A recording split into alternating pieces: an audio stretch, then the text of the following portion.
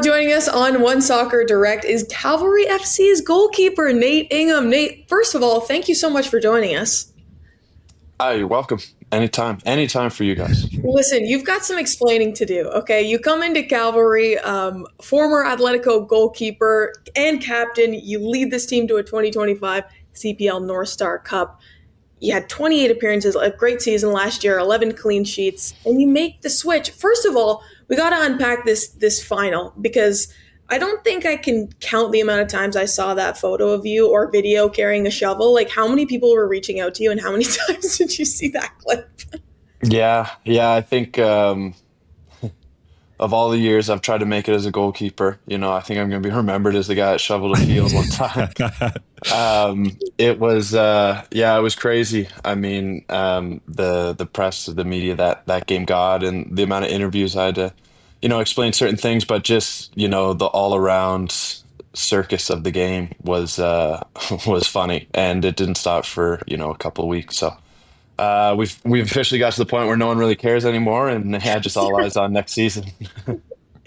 Speaking of next season, Ollie and I will kind of take turns here asking you some questions, but what went into this decision going to Cavalry?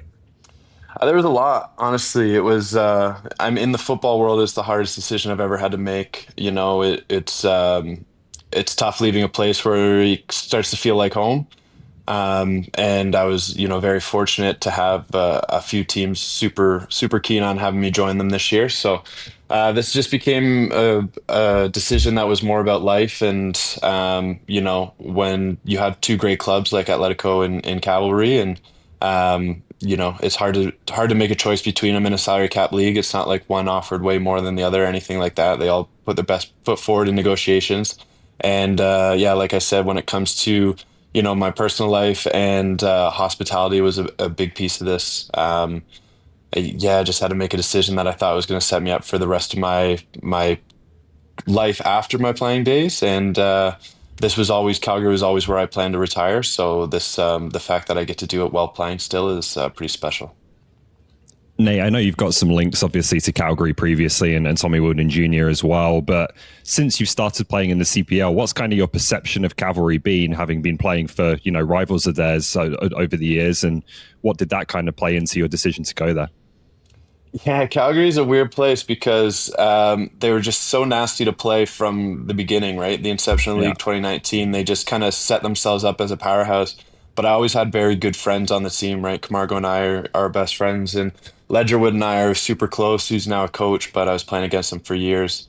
So you're playing against this team that was, you knew was going to be one of the toughest on your schedule, but it's also your closest friend. So it's always just this weird dynamic I had against Calgary. And there's years I definitely got the best of them, last year included, and there's years they definitely got the best of me. So I think all through the first 7 years of this league, it's been just respectful battles, and I'm sure there's some good clips of us getting heated against each other and things like that. But it's one of those things where I've got a lot of respect for what they've done as a club, but you never really hear their name in the media when it comes to players moving on or moving on to better things or coming back after taking a break. And they just kind of have that great the great community and culture within the club, and something that I think I'll fit really well.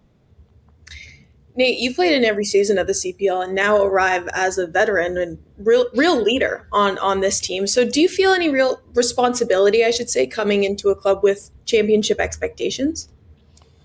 Yeah, there's always a pressure, even in Ottawa, right? Like even when I came in 22, they were previously last place in the league, but the expectation was to win there all the time. So I'm used to that pressure. I'm used to kind of leading the charge in that pressure. And with Calgary, expectation is win, right? If you don't win, it was a failure of a season. So that's why they brought me in. They think that I can help them get to where they want to be or get back to where they want to be or do something that no one in this league's done before. So those are our goals. They're going to be lofty goals. They're going to be excited, but it's going to be a lot easier coming into a new club in the regard that, they have a leadership group that, I have all the faith in. You have Camargo, you have Klomp, you have other pieces around the field that have been here for a long time and that are going to do a lot of the dirty work. And then for me, it's a lot of just learning and leading by example, at least until you know, half a season goes by. So I'm just excited to meet everyone and be a part of kind of an older locker room and guys that, you know, want to go grab a pint after the game and stuff like that. I think the culture might be good for me here. Nate, I've seen you doing a little bit of punditry on various shows, and you're very good at it. So I'd like to test you with a few CPL questions if you're up for it. Sure, yeah, sounds like fun. Okay, one topical one right now, obviously, is seeing a few players in the national team camp, including one you know very well in Noah Batney. Just what did you make of those players being included? And do you think there are more CPL players coming through now that you see as having that potential in the future, or maybe even established players that you'd like to see get a look as well? Yeah, no, I think this is great. I love what Jesse's doing here with the players and with the coaching staff. Obviously, my goalkeeper coach Rome's there right now, and I think that's a really good piece for Canada to have a look at. And I was very fortunate to work with him. And then obviously my new gaffer's there as well. So I think just being a January camp and not being in the window, this is perfect, right? Extra eyes on guys that you want to see that are domestic or playing, you know, in North America. And right now, it's a difficult time, right? Because priority number one is get the team ready for the World Cup. And the reality, the gap between CPL and the roster we have for the national team is a big gap. So I think he's done the right thing. He's taken 3 of our brightest young stars, get a look at them. It's going to be super beneficial for those 3, just seeing what it's like to train at that level, see the demeanor of guys like Kamal Miller, Jonathan Osorio, and just understand what it's like to be, you know, a proper veteran at the highest level. And they're going to come back and they're going to help their teams. And, you know, the second they get back, all the young boys and, you know, the guys around them are going to be asking what it was like. So they get to teach now when they come back as young players, which I think is super important. And yeah, I know Jesse's all eyes on the World Cup, but that next cycle comes really quick, right? He's already been talking about how he wants to extend into 2026 and beyond. And this is how it starts. So for the established guys, unfortunately, you know, as much as I'd love to put on the Maple Leaf and, you know, guys like Manny Aparicio and Kyle Becker are studs and probably the closest to being guys that could break into that team. Mm-hmm. The age just doesn't make sense to bring them in right now, and the gap is just a bit too big. So, you know, I think both of those guys and a few others in this league have already represented the national team. And it made sense at that time. And luckily for us, you know, the team's just in a better place. And the only boys that are really going to have a chance are those young guys. So I wish them the best. And yeah, I think it's only, you know, good things for the league, for Canada soccer, and for Jesse moving forward.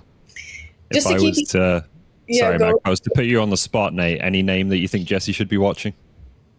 Moving forward, I think he's got 3 great ones right now. I really do. Yeah, there's always 1 or 2 that pop up. It'll be interesting to see guys that can do it for a number of years, right? Mm-hmm. Masunda had a great little breakout season with Forge this year. And then you just get to see, can he do it again? Is he going to keep raising his level, or is he going to have a little bit of a sophomore slump? Jesse's going to be watching all that, or his scouts are going to be watching all that. And it sounds like he's got a good line of communication to all these clubs, right? Especially bringing in different coaches over these different camps. And I think that's just a strategy to have eyes on that he can trust. And again, for coaches in this league to start to understand Jesse's style and be able to relay information that might be able to help some of these guys, you know, eventually jump into that national team. Mm-hmm. Nate, we're going to put the focus back on you for a second. One of your biggest things in Ottawa was restaurant recommendations. Now you're gone. Do you have this lengthy list of recs that you just don't know what to do with now? No, I'm happily still showing people around Ottawa.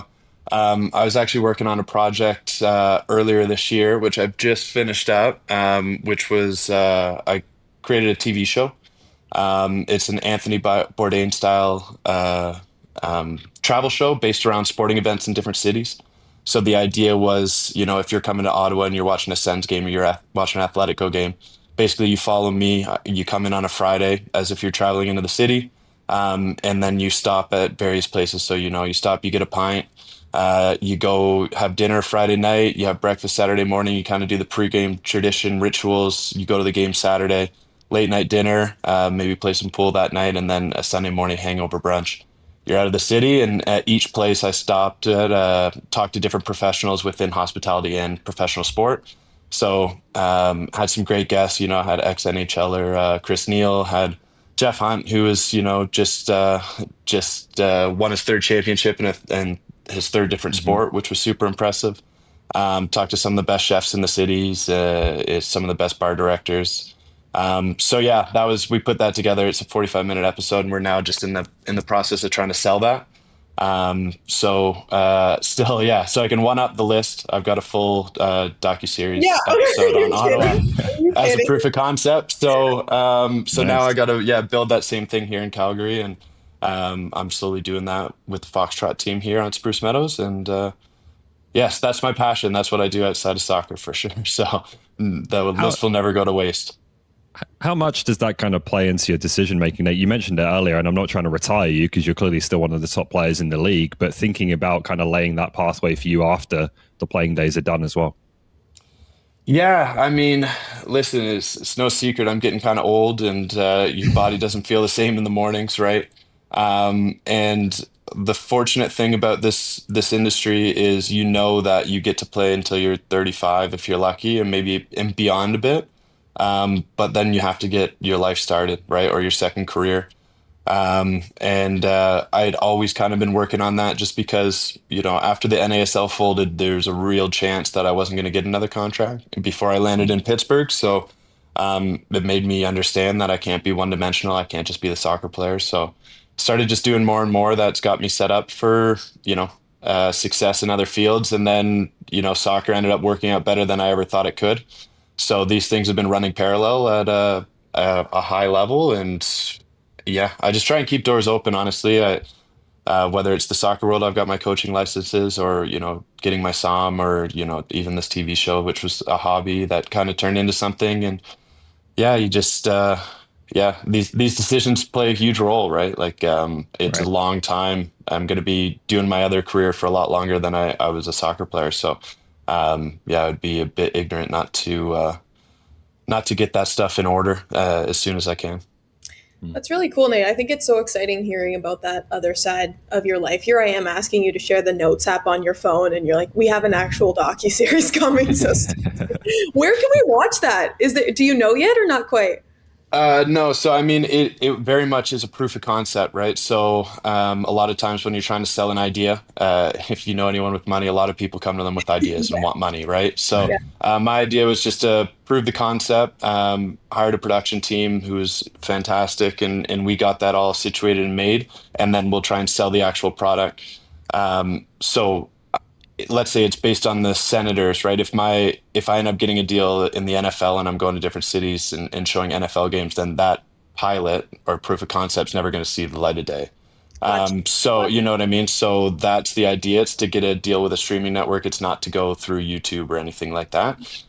So yes, that is the next step of the process, but I can share behind the scenes definitely to you guys afterward. Yeah, would love that. We're rooting for you. We'll come back to your new team here in Calgary.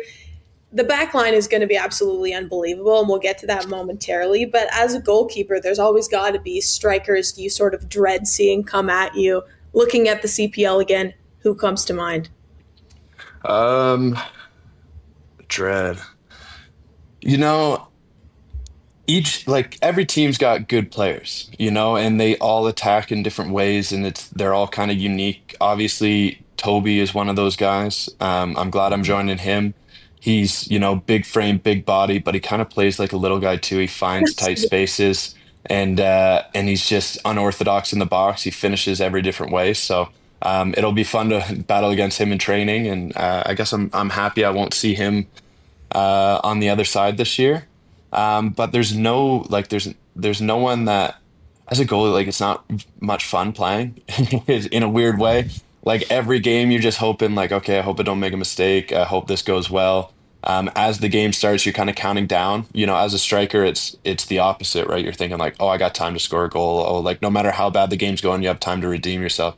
As a goalkeeper, the whole time, no matter how well things are going, it's okay, well, you don't want to, lose that, or you don't want to make a Could still mistake by go the wrong. end. Exactly. And even going into the final last year, right? Like I think I had a good season and things were going well. And if I have a stinker in the final, that's how your year's remembered. Whereas if you have a guy like Rodriguez or Salter, no matter what they did in the final, they'll still be remembered by having, an unbelievable year. So it's just, yeah, that mind shift, the perspective shift of a goalkeeper versus a field player. Um, but yeah, yeah, like Coimbra, obviously he's done well for himself. He's got himself in the national team. Um, the whole York attack is dangerous. Altabelli, they're adding some pieces, it sounds like, so they're gonna be fun to go against. Adding Ollie as well, even though he's not a striker, he's dangerous in the attacking third. So Inter um, Toronto, Nate. Come on now. I know Ollie's got a York yeah, jersey in the background. Don't be fooled. I think Don't I be. still got some. I got some York nine shorts still laying around. That's two name changes ago. But yeah, hopefully they find themselves over there and stick to a name. But yeah, no, I don't know if I answer your question, but I mean, there's Altobelli, Coimbra, the two names I guess come to mind, but Brian Wright's a stud as well. But I like Brian, so it's I never, you don't go, I'm not dreading playing against him. I'm excited to see him. Well, in terms of the other end of the pitch, Nate, if you'd picked your centre backs to play in front of you, I imagine Klomp and Didic would be pretty high up the list. I don't know if you guys heard, but I did pick my center backs to play with. There you go. No, really excited to play with Klomp. Obviously, he's done really well for himself. He even came in and was a huge piece for them. I don't think people understand how hard it is to come to a team halfway through a season, even if you had been with them before.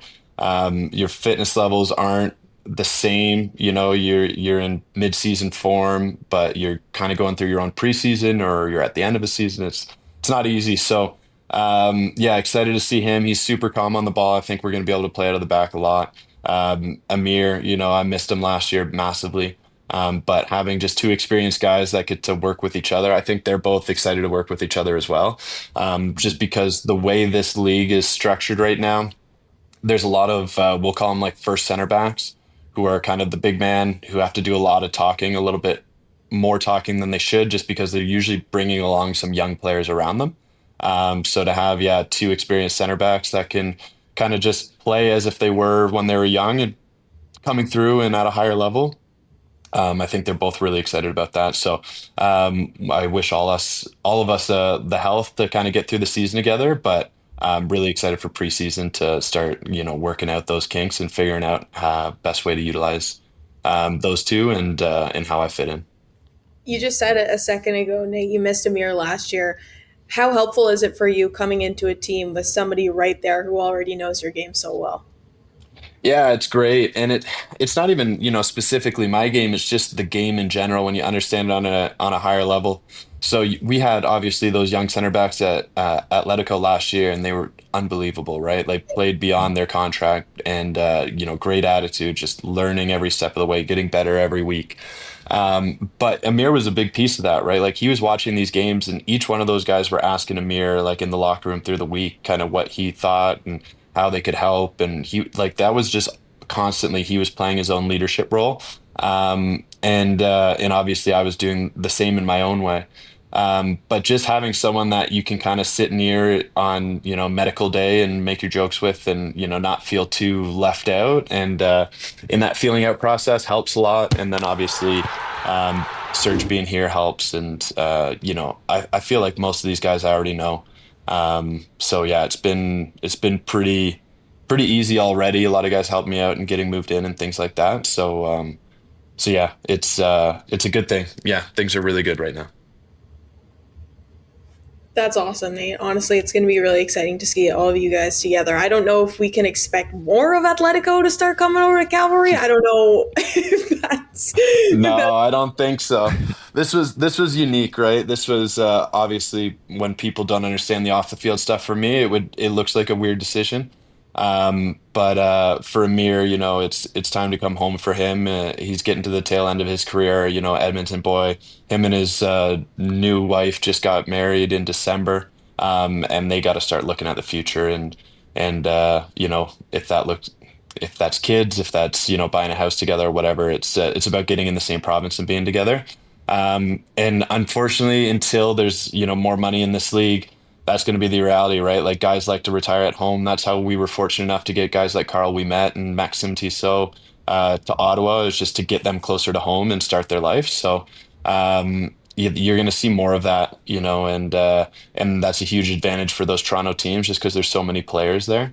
But yeah, it's hard to justify until you're making, $250,000 to go, well, I'll put off life until the time's right. But yeah, we're at a stage right now where you gotta be a bit selfish, because God knows that the professional soccer world doesn't look out for you. You really do have to look out for yourself. So yeah, I think that's what you saw with Amir. So hopefully the fans are easy on him and they Yeah, understand. no, totally understandable. Nate, thanks so much again for joining us. We wish you the best both this season with Calvary, but also off the pitch in your other endeavors. Thanks everyone for tuning in, and we'll be back to check in the next episode.